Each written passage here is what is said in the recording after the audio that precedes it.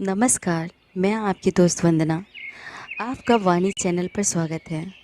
यह मेरा एक प्रयास है आप सबको साहित्य से जोड़ने की और इस कथानक के परिदृश्य में आप सबको पहुंचाने की। इसके लिए आप हमसे जुड़िए और हमारे चैनल को लाइक शेयर सब्सक्राइब करें। फिर आज हम शुरू करते हैं प्रेमचंद जी का उपन्यास गोदान। मगर वहाँ तो उनके दोनों लड़के खून करने को उतारू हो रहे हैं, फिर मैं उसे कैसे निकाल दूँ। एक तो नालायक आदमी मिला कि उसकी बाह पकड़कर दगा दे गया। मैं भी निकाल दूँगा तो इस दशा में वो कहीं मेहनत मजूरी भी तो ना कर सकेगी। कहीं डूब धस मरी तो किसे अपराध लगेगा। रहा लड़कियों का ब्याह, सो भगवान मालिक हैं। जब उसका समय आएगा कोई न कोई रास्ता निकल ही आएगा। लड़की तो हमारी बिरादरी में आज तक कभी कुंवारी नहीं रही। बिरादरी के डर से हत्यारे का काम नहीं कर सकता। होरी नम्र स्वभाव का आदमी था, सदा सिर झुकाकर चलता और चार बातें गम खा लेता था। हीरा को छोड़कर गांव में कोई उसका अहित न चाहता था, पर समाज इतना बड़ा अनर्थ कैसे सह ले। और उसकी मुठमर्दी तो देखो कि समझाने पर भी नहीं समझता। स्त्री पुरुष दोनों जैसे समाज को चुनौती दे रहे हैं कि देखें कोई उनका क्या कर लेता है तो समाज में दिखा देगा कि उसकी मर्यादा तोड़ने वाले सुख की नींद नहीं सो सकते हैं। उसी रात को इस समस्या पर विचार करने के लिए गांव के विधाताओं की बैठकें हुई। दाता तीन बोले, मेरी आदत किसी की निंदा करने की नहीं है। संसार में क्या क्या कुकर्म नहीं होता, अपने से क्या मतलब। मगर वह राण धनिया तो मुझसे लड़ने को उतारू हो गई। भाइयों का हिस्सा दबाकर हाथ में चार पैसे हो गए तो अब कुपंथ के सिवा और क्या न सूझेगी। नीच जात जहाँ पेट भर रोटी खाए और टेढ़े चले। इसी से तो शास्त्रों में कहा है, नीच जात लतियाए अच्छा। पटेश्वरी ने नारियल का कस लगाते हुए कहा, यही तो इनमें बुराई है कि चार पैसे देखें और आंखें बदलें। आज होरी ने ऐसी हेकड़ी जताई कि मैं अपना समूह लेकर रह गया। न जाने अपने को क्या समझता है। अब सोचो इस अनीति का गांव में क्या फल होगा। झुनिया को देखकर दूसरी विधवाओं का मन बढ़ेगा कि नहीं। आज भोला के घर में यह बात हुई, कल हमारे तुम्हारे घर में भी होगी।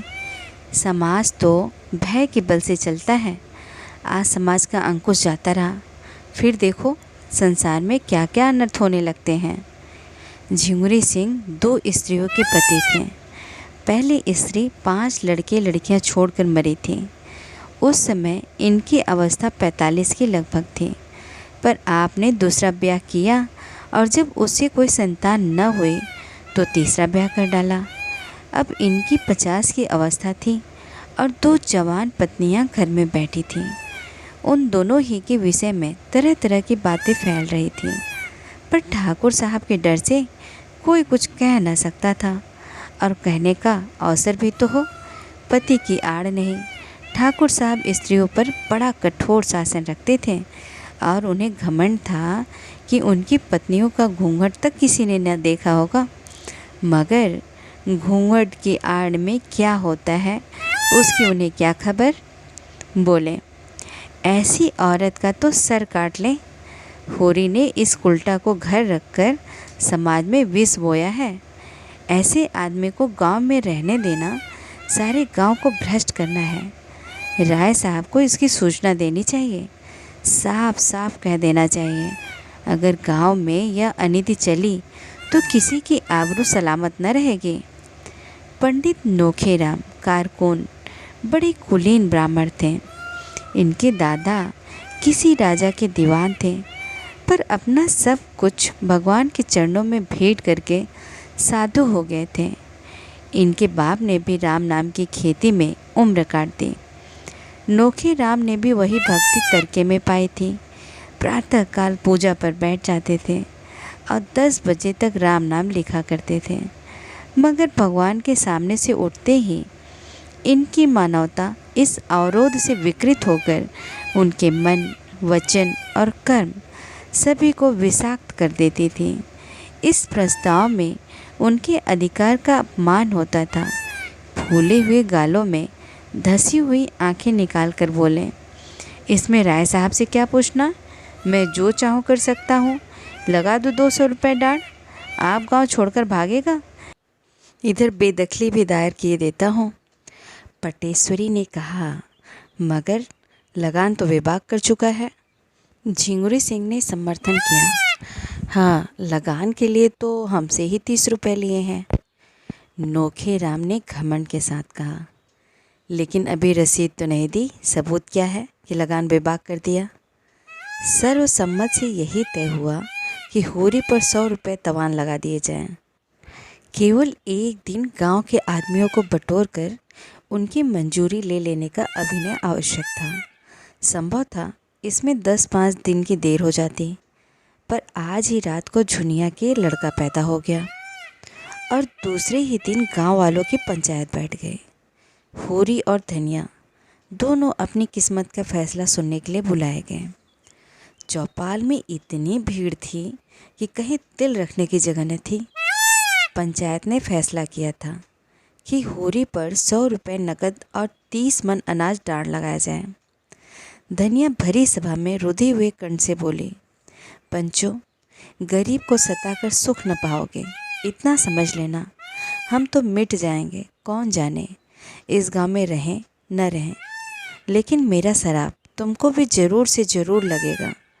मुझसे इतना कड़ा जरिमाना इसलिए लिया जा रहा है कि मैंने अपनी बहू को क्यों अपने घर में रखा, क्यों उसे घर से निकालकर सड़क की भिखारी नहीं बना दिया। यही न्याय है। पटेश्वरी बोले, वो तेरी बहू नहीं है, हरजाई है। होरी ने धनिया को डांटा, तो क्यों बोलती है धनिया, पंच में परमेश्वर रहते हैं, उनका जो न्याय है वो सिर आँखों पर। अगर भगवान की इच्छा है कि हम गांव छोड़कर भाग जाएं, तो हमारा क्या बस। पंचों, हमारे पास जो कुछ है वो अभी खलिहान में है, एक दाना भी घर में नहीं आया है। जितना चाहे ले लो, सब लेना चाहो सब ले लो, हमारा भगवान मालिक है। जितनी कमी पड़े उसमें हमारे दोनों बैल ले लेना। धनिया दांत कटकटाकर बोली, मैं एक दाना अनाज न दूंगी, न कौड़ी डाढ़, जिसमें बूता हो चलकर मुझसे ले। अच्छी दिल लगी है, सोचा होगा डाढ़ के बहाने इसकी जायदाद ले लो और नजराना लेकर दूसरों को दे दो। बाग बगीचा बेचकर मज़े से तरमाल उड़ाओ। धनिया के जीते जिए नहीं होने का, और तुम्हारी लालसा तुम्हारे मन में ही रहेगी। हमें नहीं रहना है बिरादरी में। बिरादरी में रहकर हमारी मुकुट ना हो जाएगी। अब भी अपने पसीने की कमाई खाते हैं, तब भी अपने पसीने की कमाई खाएंगे। होरी ने उसके सामने हाथ जोड़कर कहा, धनिया, तेरे पैरों पड़ता हूँ, चुप रह। हम सब बिरादरी के चाकर हैं, उसके बाहर नहीं जा सकते। वह जो डांड लगाती है उसे सिर झुकाकर मंजूर कर। नक्कू बनकर जीने से तो गले में फांसी लगा लेना अच्छा है। आज मर जाएं तो बिरादरी ही तो मिट्टी को पार लगाएगी, बिरादरी ही तारेगी तो तरेंगे। पंचो, मुझे अपने जवान बेटे का मुंह देखना नसीब न हो। अगर मेरे पास खलिहान में अनाज के सिवा और कोई चीज़ हो, मैं बिरादरी से दगा न करूँगा। पंचों का मेरे बाल बच्चों पर दया है तो उनकी कुछ परवरिश करें, नहीं मुझे तो उनकी जो आज्ञा है पालनी है। धनिया झल्लाकर वहाँ से चली गई और होरी पहर रात तक खलिहान से अनाज ढो ढोकर झिंगुरी सिंह की चौपाल में ढेर करता रहा। 20 मन जौ था, 5 मन गेहूँ और इतना ही मटर, थोड़ा सा चना और तिलहन भी था। अकेला आदमी और 2 गृहस्थियों का बोझ, यह जो कुछ हुआ धनिया के पुरसारत से हुआ। झुनिया भीतर का सारा काम कर लेती थी और धनिया अपनी लड़कियों के साथ खेती में जुट गई थी। दोनों ने सोचा था गेहूं और तिलहन से लगान की एक किस्त अदा हो जाएगी और हो सके तो थोड़ा थोड़ा सूद भी दे देंगे, जो खाने के काम में आ जाएगा। लंगे तंगे 5-6 महीने कट जाएंगे, तब तक ज्वार मक्का सावा धान के दिन आ जाएंगे। वह सारी आशा मिट्टी में मिल गई। अनाज तो हाथ से गए ही, 100 रुपए की गठरी और सिर पर लद गई। भोजन का कहीं ठिकाना नहीं, और गोबर का क्या हाल हुआ भगवान जाने। न हाल न हवाल। अगर दिल का इतना कच्चा था तो ऐसा काम ही क्यों किया। मगर होनहार को कौन टाल सकता है। बिरादरी का वह आतंक था कि अपने सिर पर लाद कर अनाज ढो रहा था, मानो अपने हाथों अपनी कब्र खोद रहा है। जमींदार, साहूकार, सरकार, किसका इतना रौब था। कल बाल बच्चे क्या खाएंगे, इसकी चिंता प्राणों को सोखे लेती थी। पर बिरादरी का भय पिशाच की भांति सिर पर सवार हो अंकुश दिए जा रहा था। बिरादरी में पृथक जीवन की वह कोई कल्पना ही न कर सकता था। शादी ब्याह, मुंडन, छेदन, जन्म, मरण, सब कुछ बिरादरी के हाथ में है। बिरादरी उसके जीवन में वृक्ष की भांति जड़ जमाए हुए थी और उसकी नसें उसके रोम रोम में बिधी हुई थी। बिरादरी से निकलकर उसका जीवन विशृंखल हो जाएगा, तार तार हो जाएगा। जब खलिहान में केवल 1.5-2 मन जौ रह गया तो धनिया ने दौड़कर उसका हाथ पकड़ लिया और बोली, अच्छा अब रहने दो, ढो तो चुके बिरादरी की लाज। बच्चों के लिए भी कुछ छोड़ोगे कि सब बिरादरी के भाड़ में झोंक दोगे। मैं तुमसे हार जाती हूँ। मेरे भाग में तुम्हें जैसे बुद्धू का संग लिखा था। हूरी ने अपना हाथ छुड़ाकर टोकरी में अनाज भरते हुए कहा, यह न होगा धनिया। पंचों की आंख बचाकर एक दाना भी रख लेना मेरे लिए हराम है। मैं ले जाकर सब का सब वहाँ ढेर कर देता हूँ। फिर पंचों के मन में दया उपजेगी तो कुछ मेरे बाल बच्चों के लिए देंगे। नहीं, भगवान मालिक है। धनिया तिलमिलाकर बोले, यह पंच नहीं है, राक्षस हैं, पक्के राक्षस। यह सब हमारी जगह जमीन छीन कर माल मारना चाहते हैं। डांट तो बहाना है, मैं समझती जाती हूँ, पर तुम्हारी आंखें नहीं खुलती। तुम इन पिशाचों से दया की आशा रखते हो। सोचते हो 10-5 मन निकाल कर तुम्हें दे देंगे। मुंह धो रखो।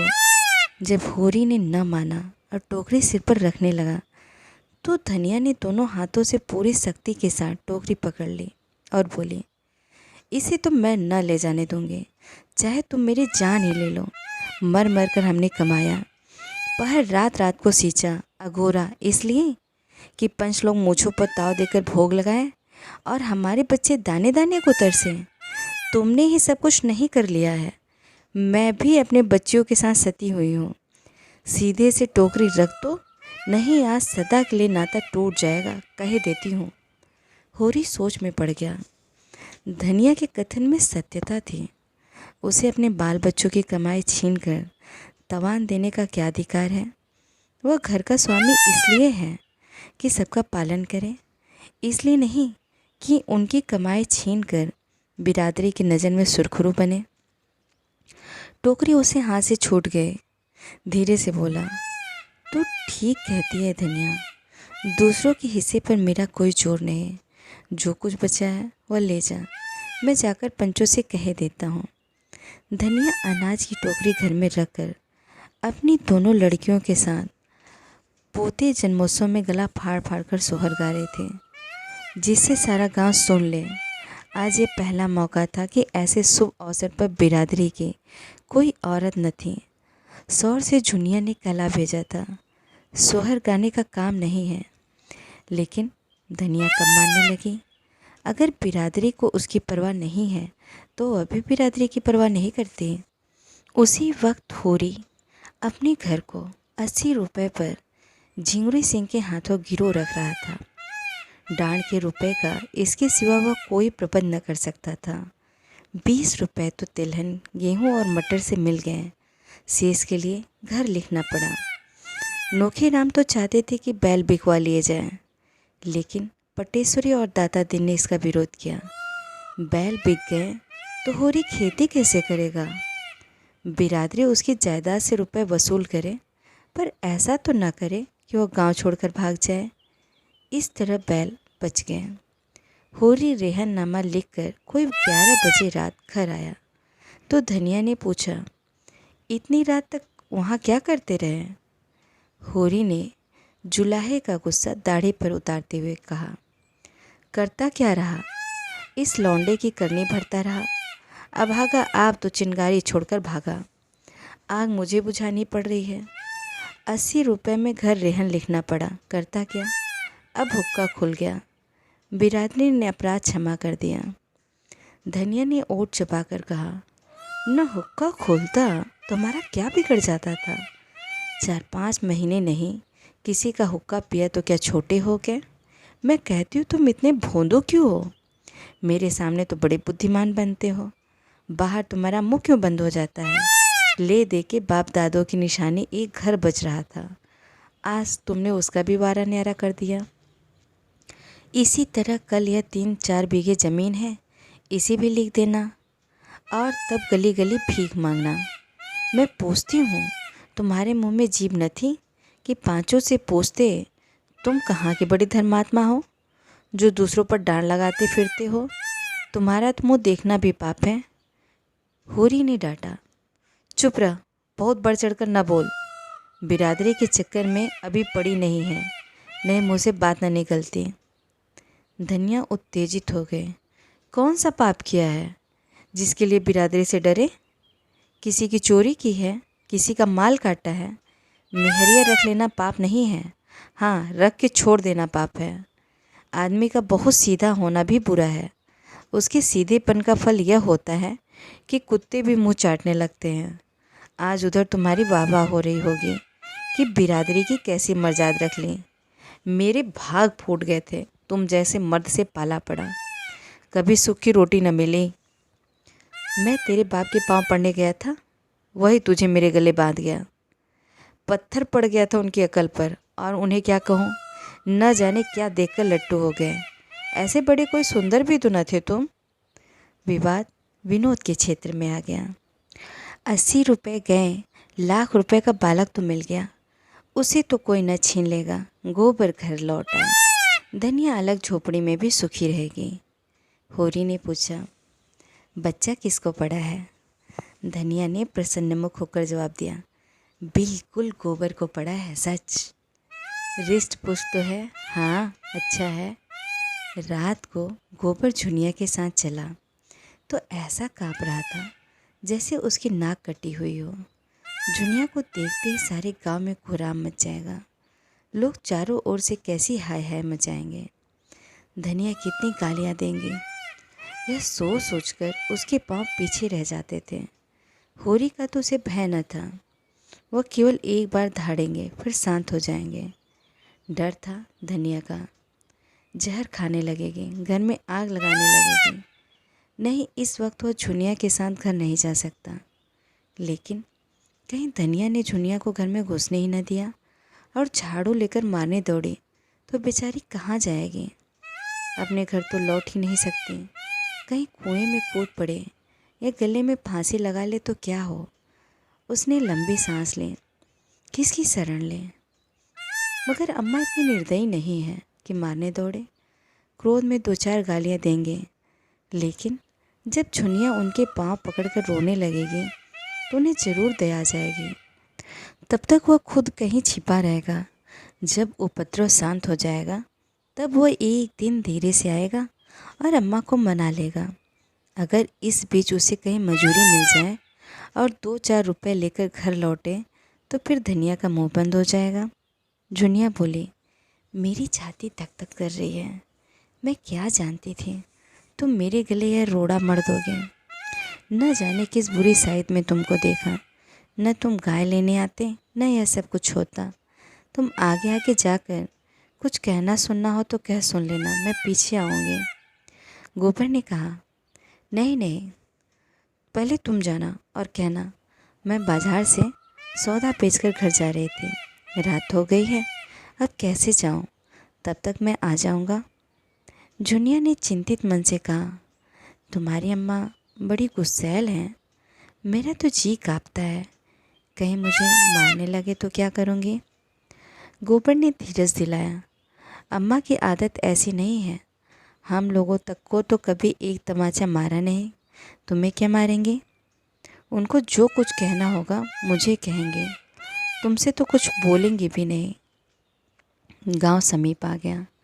गोबर ने ठिठक कर कहा, अब तुम जाओ। झुनिया ने अनुरोध किया, तुम देर भी ना करना। नहीं नहीं, क्षण भर में आता हूँ। तो चलो तो। मेरा जी न जाने कैसा हो रहा है, तुम्हारे पर क्रोध आता है। अरे तुम इतना डरती क्यों हो, मैं तो आ ही रहा हूँ। इससे तो कहीं अच्छा था किसी दूसरी जगह भाग चलते। जब अपना घर है तो क्यों कहीं भागें, तुम नाहक डर रही हो। जल्दी से आओगे ना? हाँ हाँ, अभी आता हूँ। मुझसे दगा तो नहीं कर रहे हो? मुझे घर भेजकर आप कहीं चलते बनो। इतना नीच नहीं हूँ झूना, जब तेरी बाह पकड़ी है तो मरते दम तक निभाऊंगा।